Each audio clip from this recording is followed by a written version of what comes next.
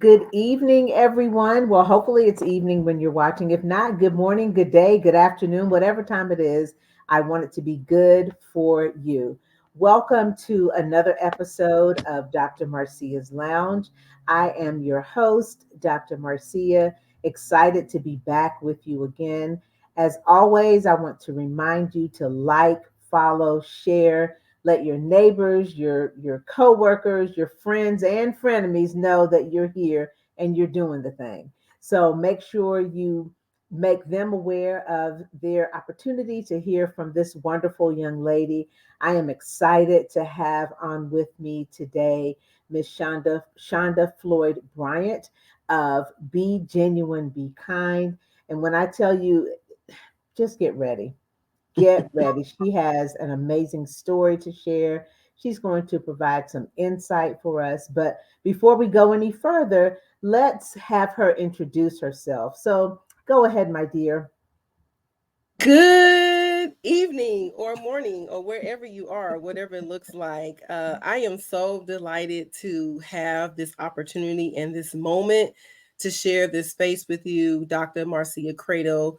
I have been following your work for quite some time, and I'm just Oh, so my. proud of the growth that you've made and the impact that you've made throughout the years. And so when I grow up, I want to be just like you, right? Oh, thank you. Yes, but I am Chanda Floyd-Bryant, and I am coming to you in this space this evening as a mindfulness practitioner.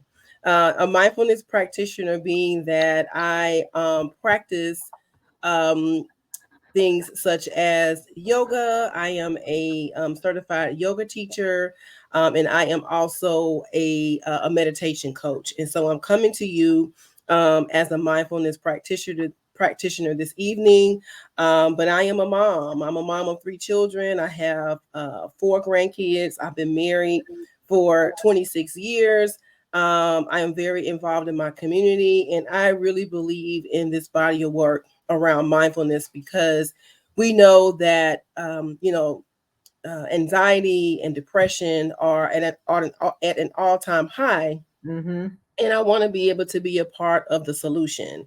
And so I am here, just bringing my experience, bringing my story, bringing all of who I am into this space this evening. So thank you so much, Dr. Cradle, for this opportunity, and looking forward to this beautiful discussion that we're about to have. Awesome. Well, listen, you started out with something. I did not know that was the correct title. I knew what you did, but I didn't. I love that. A mindfulness practitioner.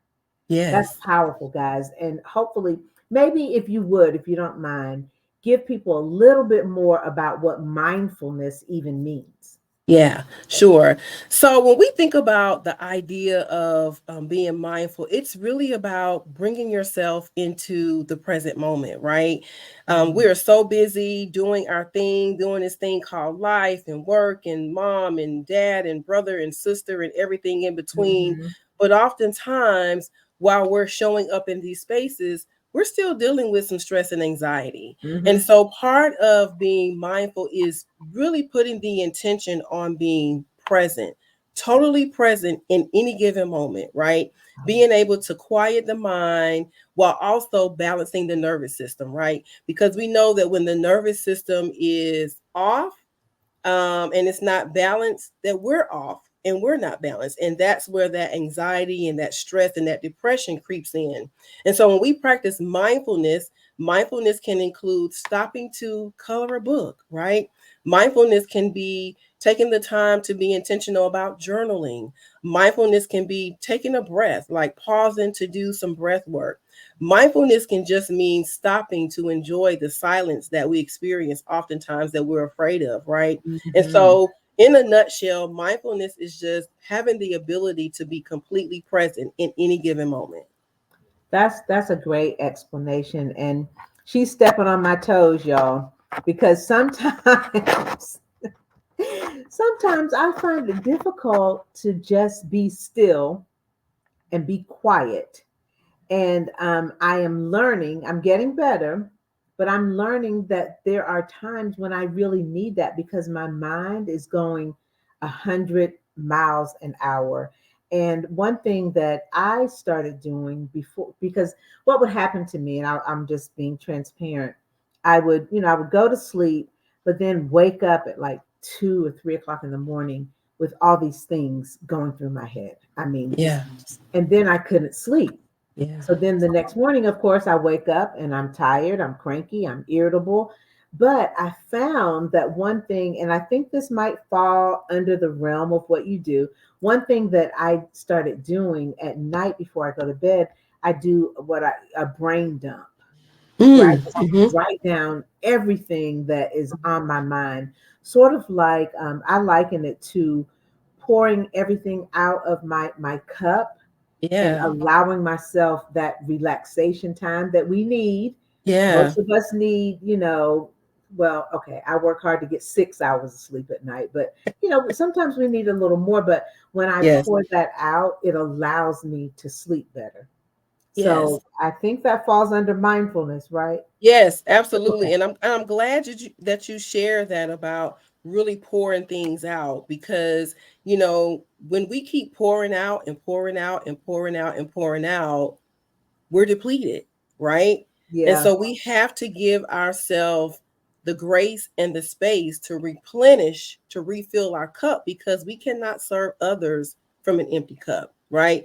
We can't even serve ourselves from an Mm-hmm. empty cup. And so being in a space to practice mindfulness every day, it takes some work, it takes some discipline, it takes some intention behind it, to Mm-hmm. make sure that you're taking that time every day to pause, even if it's just pausing for the day. That's the moment of mindfulness, right? That's the moment that you can pour back into yourself, so that when you show up for others, you're showing up as the better version of yourself. And that's really what it's all about, is helping others to understand the practice of being mindful, but Mm-hmm. also making sure they understand that it is important that we pour into ourselves, so that we can be the most authentic version of who we are in any space that we show up in. So really being able to help folks to understand how to show up as your authentic self, and really being able to move in a space of resilience, because we often always we're it's always something, right? I Yeah. know with me, full transparency, it's always something going on. I have a young, my baby is in college. My middle daughter is on her own, about 10 minutes away. My oldest son has kids. He's in Orlando, and it's always something. I'm a daughter. I have parents. My mom is a caregiver, and so it is about finding that balance, right? Mm-hmm. When life be lifing, it's about being able to find that balance. Stop, know that we're in a space where we're not regulated. Our nervous system is off balance. We are Mm-hmm. experiencing stress and anxiety, but giving ourselves the space and the grace to just quiet the mind, sit still, and enjoy the moment. And I love what you said about giving ourselves the grace, because often, and I'm not speaking for all Black women, I'm just speaking for this Black woman. We often feel guilty about taking time. Well, okay, I said we, but I would feel guilty about taking time for me. But I've had to learn that if I don't, I'm really like Shonda said, I'm not the best version of myself, and so I would become cranky and snapping at people for no reason.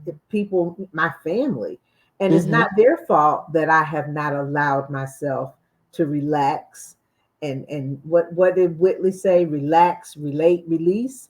I Yes. wasn't allowing myself to do that. And so I think it's really key as women that we do that. If we don't, we'll find ourselves just worn down and just Yeah. not like she said, not the best version of ourselves. So that's Yeah. what I want to always be able to give. That's part of my giving, is being the best version of myself. I can't listen to others, I can't support others if I'm not the best me.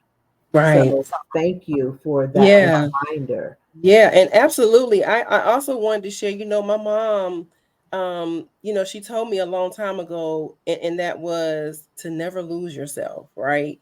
In any situation, in Hmm. friendships and marriages, even in your family structure, like don't lose who you are. And that has stuck with me, and I stay true to that, right? Mm-hmm. And not knowing that self-care and mindfulness is not selfish. It is an opportunity for me to pour back into myself, own it, be proud of it, Mm-hmm. stand in it, make sure I'm doing it on a daily basis so that, again, I'm the better version of Chanda, no matter who I'm engaging with. And so Yeah. that was the one thing that my mom has always shared with me, is that never lose yourself. And I know that that's easier said than done because we have so many things on our plate as women. But the one thing that I try to be conscious of and intentional every day is to do something for myself, whether it's 5 minutes of just sitting here, sitting Mm-hmm. quietly, closing my eyes, taking a deep breath, and just really enjoying the moment, the space of being completely present. It's a beautiful thing when you can practice it. You know, Yeah. you can turn your mind off, and then you can turn your mind back on Mm-hmm. and resume, what you were doing. It takes some practice, but we you can do it. You can do it. That's good advice. And so, guys, make sure, we have to start practicing what we preach, because we're always saying, take time for you. You're telling other people that. Many of us do that, but we have to do it for ourselves. So, one question, what drew you to being a mindfulness practitioner? What did you just wake up one day and say, this is the new version of Shonda, or what happened? Well, a couple of things. We have all experienced trauma, right? Some Yeah. some some of our traumas are more significant and more severe than others. Mm-hmm. And I can't walk around as this traumatized being if I'm trying to be of service to others, right? Mm-hmm. Because at any given time, if I have not dealt with my trauma is eventually going to deal with me, and it is going to show up in those spaces where I am serving others. And Mm-hmm. so I wanted to make sure that while I am in the space of being a servant leader, that I'm Mm-hmm. also taking leadership about my healing journey. And Okay. so part of my healing journey, I was drawn to yoga many years ago. Mm-hmm. Not really connecting the dots, but wanting to try something different, just another way to quiet the mind, but really go inward to better understand who I am. Mm-hmm. And from that experience, I grew to love it. I found that it has helped me in so many different areas of my life, helping me through my healing journey, but also helping me to understand who I am in my space on this earth as a woman, as a Black Okay. woman, as a mom, as a friend. And so that was the one thing that helped me get through my healing journey, and I'm still healing, right? Mm-hmm. Is practicing mindfulness. And then also I had a medical procedure probably about 3 years ago, and I went inward. I chose a holistic path in terms of my healing journey. So I did Reiki, and I meditated Mm-hmm. a whole lot, and I found that those things brought comfort, and it sped up the healing process. And That's so awesome. from that, I was like, okay, this is working for me, right? This is working for me, and I want to delve a little bit deeper, because if it helped me and if it worked for me, I want to be able to share this with other people so that I can help them through their healing journey as well. And see, it always she comes back to being of service to other people, and that's everybody doesn't do that, so that's awesome. Um, so you said you started out with yoga, Mm-hmm. and I've been to one of her classes, and I have to tell you, first of all, it really is a workout. You are stretching, and I'm like, okay, where did that come from? But it's also very relaxing. And another transparent moment at the end, when she really starts, after we did most of the movements and everything, and she has a very calming voice, as you can hear. And she started talking to us, and y'all, I fell asleep. Okay. And I fell asleep. But that's a listen, hats off to you, because Thank it you. takes a lot for me to really calm down. I usually, if I'm around other people, I usually don't do that, because I'm always like, okay, high alert, Mhm. gotta make, but I was able to really calm down, and just through the breathing exercise that she did for us and with us.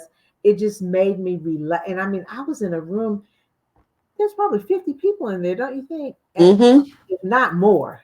I Mm-hmm. was in a Mm-hmm. room with like 50 or more people and I fell asleep. I'm not talking about like a nodding. I was asleep. So Wow. that's a beautiful thing that you have that ability and that gift because it is a gift. Everybody, some people say that they're going to do something, they try it, it doesn't work, but with her, she's consistent. And so I applaud you for your consistency and for sharing your Yeah. gift Thank with you. Thank and you. that's you are most welcome.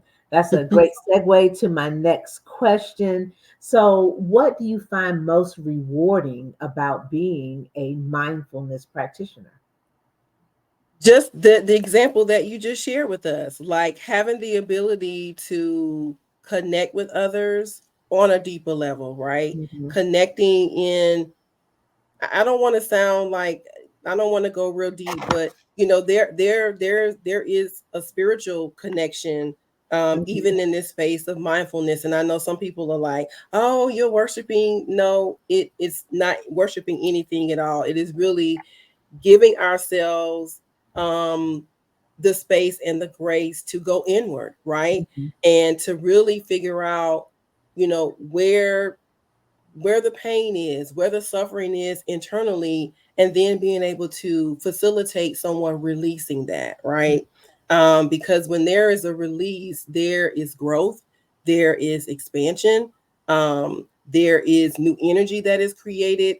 And so for me to hear you say you were in my session and you often have issues with kind of relaxing, the for me to be able to hear that, that's affirming that I am doing the right work, right? That Hmm. I'm able to be able to connect with others, allow them to connect with themselves by going inward, and to completely release whatever that is. Yeah, Like, that's a whole testimony for me. And when I hear those stories, that helps me to keep going because it affirms that I am doing the right work at the right time for the people.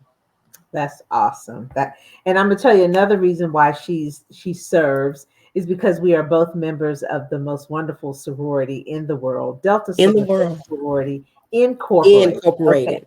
Yes, I absolutely. had to throw that in. You know, you know how it is. Hey, For sure. sorors. Hello, other D9 members. Yes. But I definitely had to throw that in. And you mentioned one other thing that you said that with the yoga and mindfulness, it's also a spiritual thing. Yeah. And see, a lot of people um, try, they try to be like, oh, like you said, try to make it something that it's not. But Yeah. like Shonda said, it's really about you going into you Mm-hmm. and Mm-hmm. that like it's a beautiful thing when you're Mm-hmm. able to really find somewhere and someone who can help you with that journey. They're just guiding you. They're not telling you what to do. It's Mm-hmm. just a guide. So Yeah. definitely appreciate that from you. Now, Yeah.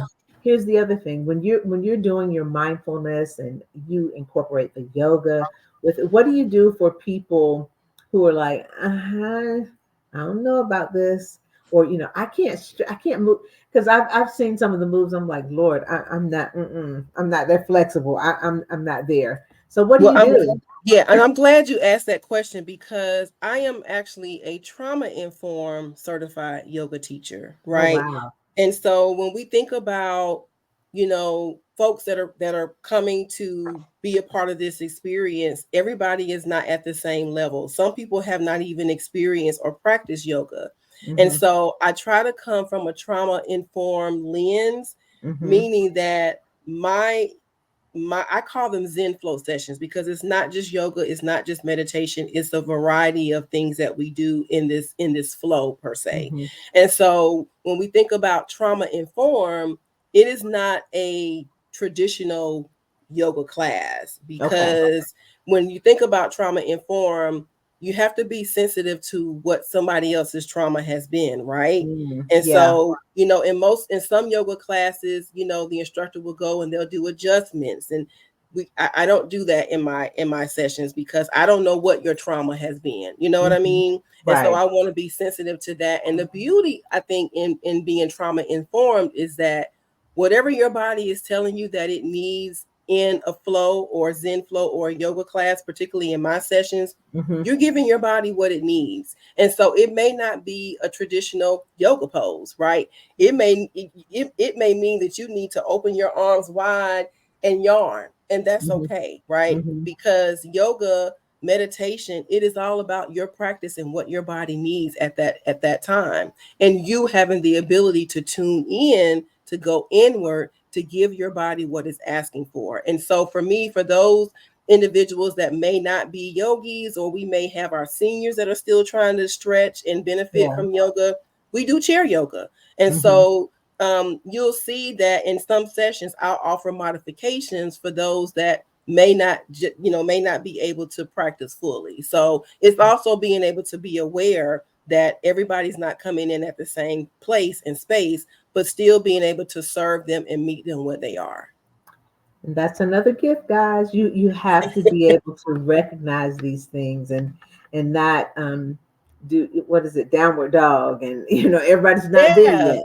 yeah, because you can So still do the same yoga poses in a right, chair, right? right. Our seniors I can did not still know do. that. Yeah, you can I still did do not know downward. that. You can do a variation of downward dog. You can do a variation of warrior one and warrior two in the chair. Okay. Yeah. See, we she's still teaching. Even now she's teaching. So that's a beautiful thing. And I just wanted to thank you again for taking time out of your busy schedule to just share some things with us. Would you please tell our audience how they can get in touch with you if they'd like to schedule you to come and do a mindfulness class with them? Yes, absolutely. I would like to encourage them to visit my website. It is bgbkinc.com, and that's for Be Genuine, Be Kind. If you go there, you can actually complete a request form if I can come and, guide you through yoga or meditation. Or if you want to get plugged into sessions that I do offer a Zen Flow class every Monday and Wednesday at Deep Rooted Health and Wellness Spa over in the Lawrenceville area from 6 until 7. So you can go to the website, you can book a session there. You can send me some information if I could host a session for you wherever you are. I do private sessions as well. We're also looking to offer a hybrid model in that you can do it straight from the comfort of your home if you so choose to do that. So definitely more to come on that. I'm also on all social media platforms at Be Genuine, Be Kind. I am getting ready to be an author, Dr. Cradle. Awesome. I'm going to be publishing a mindfulness journal for beginners in October. Awesome. So definitely more to come on that. But be genuine, be kind on all social platforms, BGBKINC via my website. And I look forward to engaging with some of you. I look forward to practicing with you. I look forward to flowing with you in some space and some place at some time. And so I'm grateful for this moment, for this space. Like I said, I want to be like you when I grow up. So I am thankful and grateful for this opportunity. You are most welcome, and that's I feel my duty, my responsibility to serve others, to make sure that they have a space and a place to share their gifts. And make sure you let us know when your book is released so that we can support you. Guys, get ready. Go ahead and get your coins together. Coins together and get ready to go to her website so that you can purchase her book. There's no reason why her book shouldn't be a bestseller. Absolutely. Thank you so much. And No. stay tuned. I'm going to be doing some mindfulness activities, some coloring sessions, Okay. some stretch sessions for couples in the top of the year. So we'll have some events on the calendar so that we can connect and we can flow together as a collective community. Oh, before we, okay, I don't color so hot. I, you got to work with me. I'm not a good. Yeah, I think. I think my art teacher, she let me slide by when I was in, she let me slide because I was nice. Because I'm like, my coloring, Well, you I know see other what? But people it's do it's great really not things. about the coloring. It really is about taking the time to quiet the mind and to be Okay. present and to ground yourself. So more Okay. importantly, it's about the space of being at peace. Um, quieting the nervous system, taking some deep breaths and just really enjoying the moment. That's really what it's all about for Okay. for See how sure. she made me feel better already? Just she's like, don't worry, girl. You can Don't color worry outside. about it. You can color outside the You lines. can color out. Oh, that's a whole nother conversation right there. Coloring outside the box. Yeah, because that's a thing. Yes, yes, it is. Well, thank you again so much. Thank you for being here with us. And like I said, make sure you follow her. Make sure you purchase that book when it comes out and make it a bestseller. We look forward to seeing you again on Dr. Marcia's Lounge. Take care, and we'll see you soon. Bye, everybody.